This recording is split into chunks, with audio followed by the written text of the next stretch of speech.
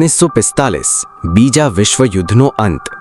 German આર્મીનું એક વિશાળ tiger tank 60 ton વજનનું, 28 ફૂટ લાંબુ, 12 ફૂટ પહોળું ફ્રાન્સના એક નાના ગામ નજીક તૂટી પડ્યું. તેનું એન્જિન નિષ્ફળ થઈ ગયું, બળતણ ખતમ.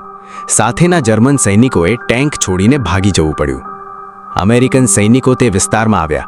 તેઓએ ટેન્કને એક મોટા ખાડામાં ધકેલી દીધી. પછી બુલડોઝરથી તેના ઉપર માટી અને પથ્થરો ઢાંકી દીધા. યુદ્ધ પૂરું થતાં દરેક તેને ભૂલી ગયા. 1970ના દાયકામાં એક ખેડૂતે તે ખેતરમાં આધુનિક હળ ચલાવતા જમીનમાંથી ધાતુના મોટા ટુકડા નીકળવા લાગ્યા. તેણે સત્તાવાળાઓને જાણ કરી. પુરાતત્વવિદો અને લશ્કરી ઇતિહાસકારો આવ્યા. રડાર અને મેટલ ડિટેક્ટર વડે તપાસ કરતા તેઓએ જમીનમાં 3 મીટર નીચે એક સંપૂર્ણ ટાઇગર ટેન્ક શોધી કાઢ્યું. તેની નાળ, તેના ટ્રેક, તેના આયર્ન ક્રોસ બધું સચવાયેલું હતું. પણ ટેન્કને બહાર કાઢવા માટે 5 લાખ યુરોનો ખર્ચ થતો. ખેતરની માલિકીનો કાયદેસર વિવાદ હતો. ગામના લોકો તેને યુદ્ધની એક ભૂલી ગયેલી કબર કહેતા. સ્થાનિક સરકારે નિર્ણય લીધો, ટેન્કને ત્યાં જ રહેવા દો. તેના ઉપર ફરી માટી ઢાંકી દેવામાં આવી.